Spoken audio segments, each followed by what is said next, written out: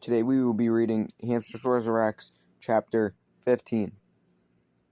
If you want to see the previous chapters, go check out the other videos. And if you like the video, like and subscribe. Chapter 15. It was a gray morning. I came to school with a sick feeling and a pit in my stomach. My locker dinosaur habitat was sadly empty. The sack of peanut butter and jelly sandwiches moldy and uneaten. The toy dinosaurs unchewed. I made my way to homeroom without talking to anyone. When I got there, Martha Cheery stood in front of the class, grinning.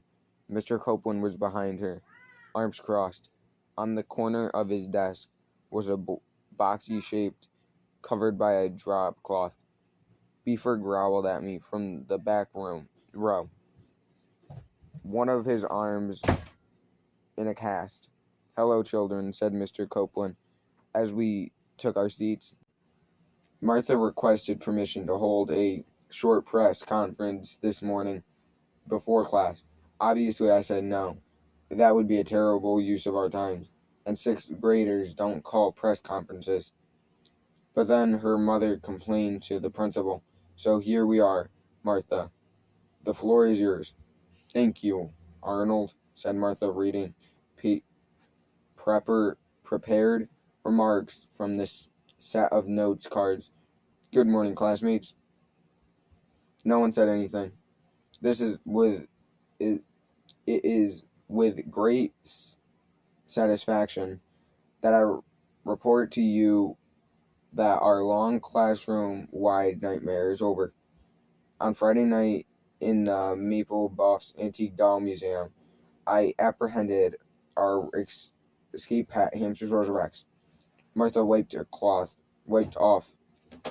off the cloth, revealing a new shiny cage.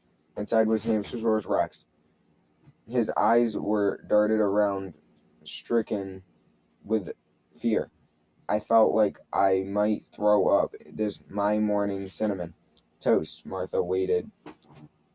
As though expected applause, the room was silent. I'd called her several times over the weekend, trying to convince her that if she put Hamster-Saurus Rex in the back of the class, he would be fall prey for Beaver's revenge. Martha requested permission to hold a short press conference this morning before class. Obviously, I said no. That would be a terrible use of our time, and sixth graders don't call press conferences. But then her mother complained to the principal. "So here we are, Martha. The floor is yours." "Thank you, Arnold," said Martha, reading prepared remarks from this set of notes cards. "Good morning, classmates." No one said anything. It is with great satisfaction that I report to you that our long classroom-wide nightmare is over. On Friday night in the Maple Buffs Antique Doll Museum, I apprehended our escape pet, Hamster-Saurus Rex. Martha wiped off the cloth, revealing a new shiny cage. Inside was Hamster-Saurus Rex. His eyes were darted around, stricken with fear.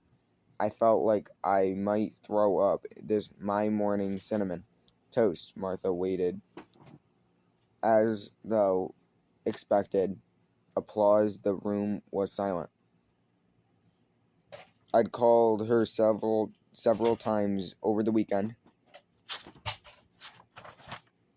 trying to convince her that if she put Hamster-Saurus Rex in the back of the class, he would be fall prey for Beaver's revenge.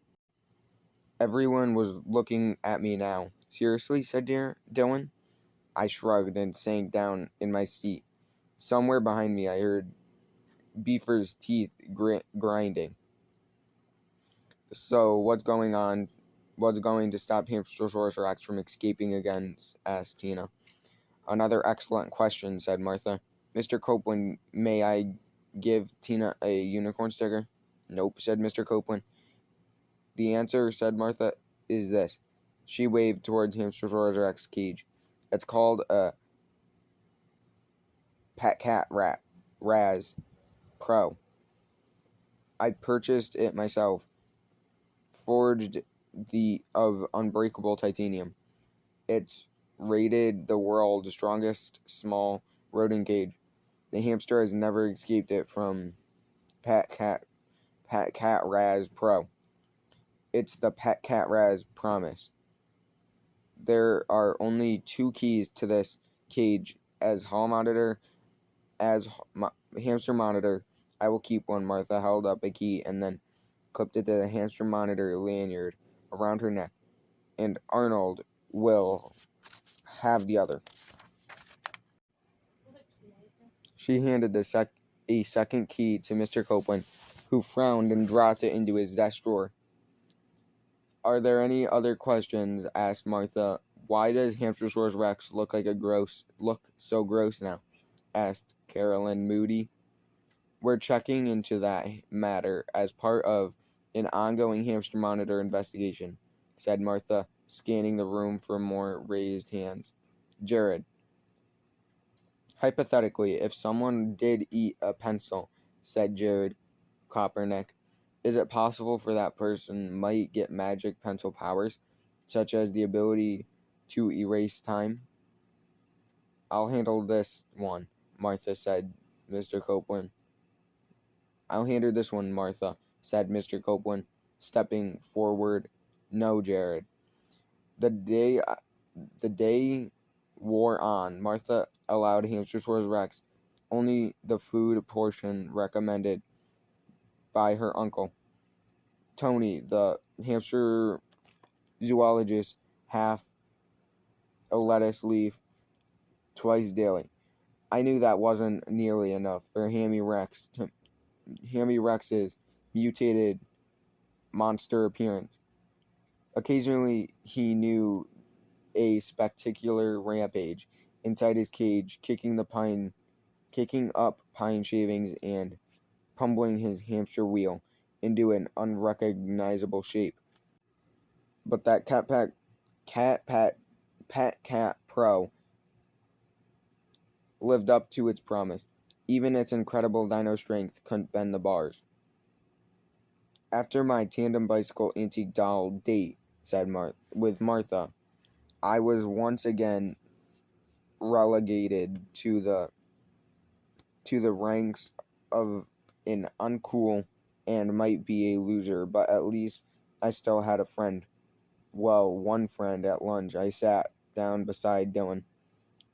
I have to think of a way to get Hamster-Saurus Rex out of the cage, I said. Oh, and you want my help, said Dylan. Well, yeah, I mean. You're such a liar, Sam, said Dylan. You expect me to believe Hamster-Saurus Rex was just hanging out in your backpack, unbeknownst to you. Seriously, I had no idea. I said. I felt awful and deceiving my best friend yet again. It's really weird, right? You have been hiding Hamster-Saurus Rex the whole time, haven't you? That's why you have been acting so weird these past weeks. Sneaking around the extra food, you've been keeping him a secret from me. No way. Yeah, you're right, I sighed. Sam, we've been best friends for 7 years, said Dylan. Whatever you got made fun of, I stuck up for you.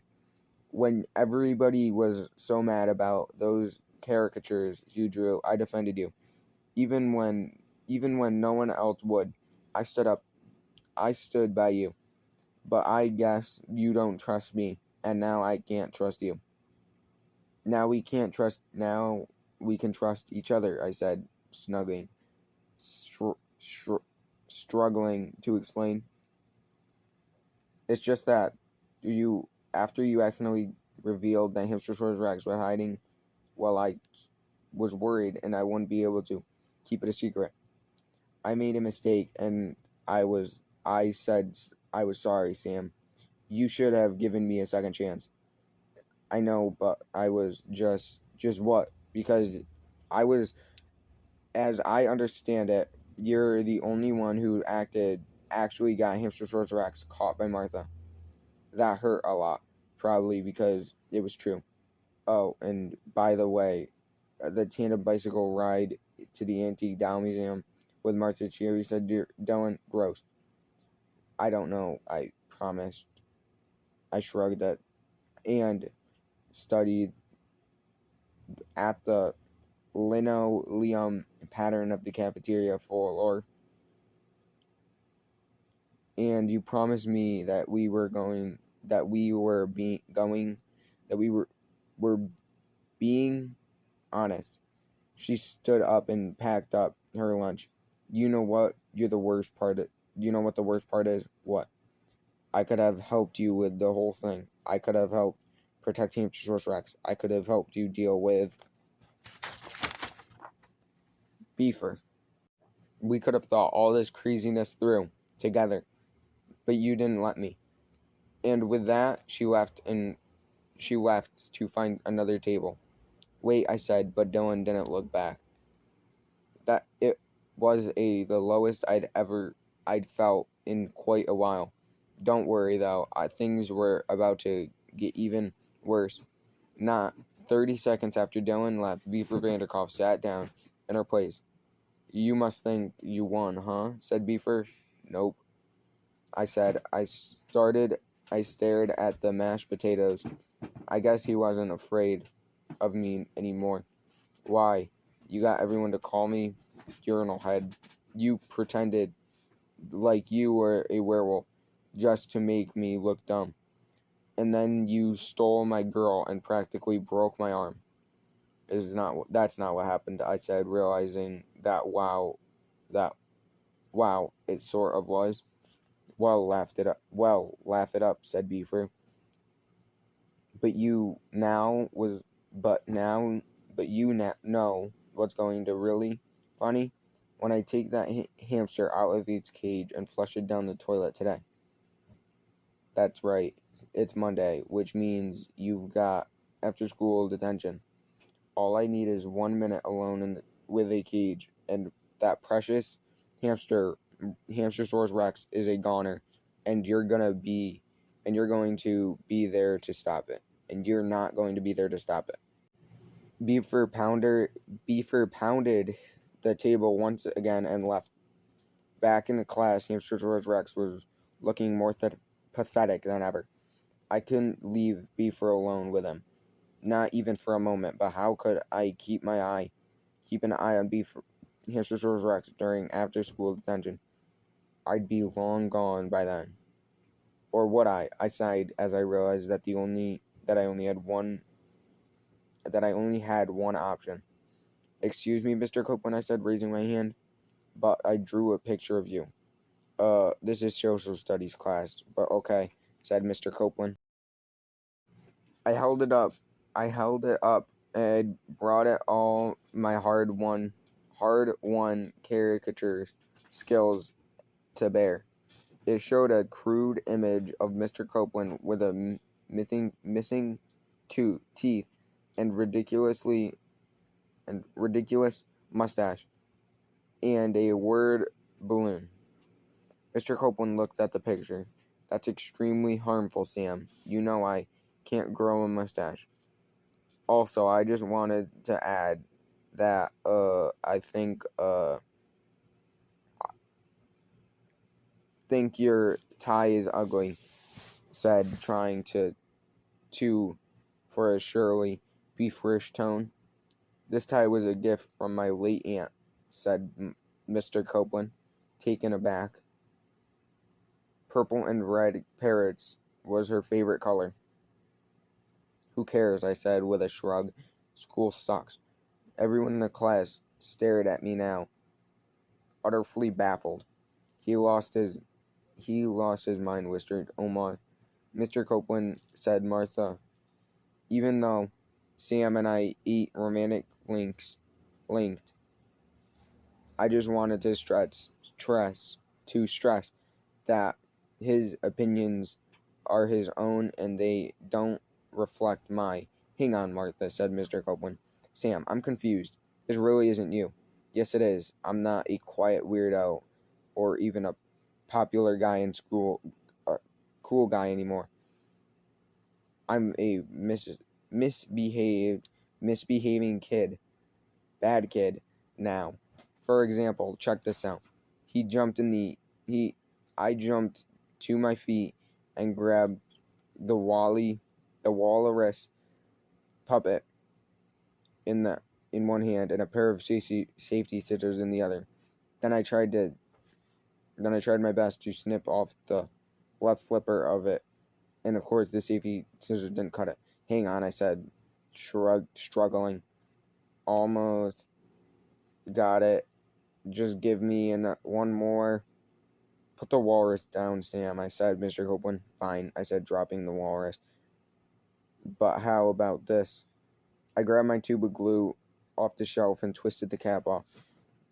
It was open. I waved it around menacingly. The students leaned back in their desk. Easy, Sam, said Mr. Copeland. When push comes to shove, I'm not a jerk, so I pointed at the bottle back at myself and squirted all of it right into my face. The whole class watched with a mixture of horror and disgust. Sam, you have left me no choice, said Mr. Copeland, but you have detention. Thanks, I said, taking a seat, feeling the glue drip down my neck. Hamster-Saurus Rex wouldn't be alone with Beaver after all.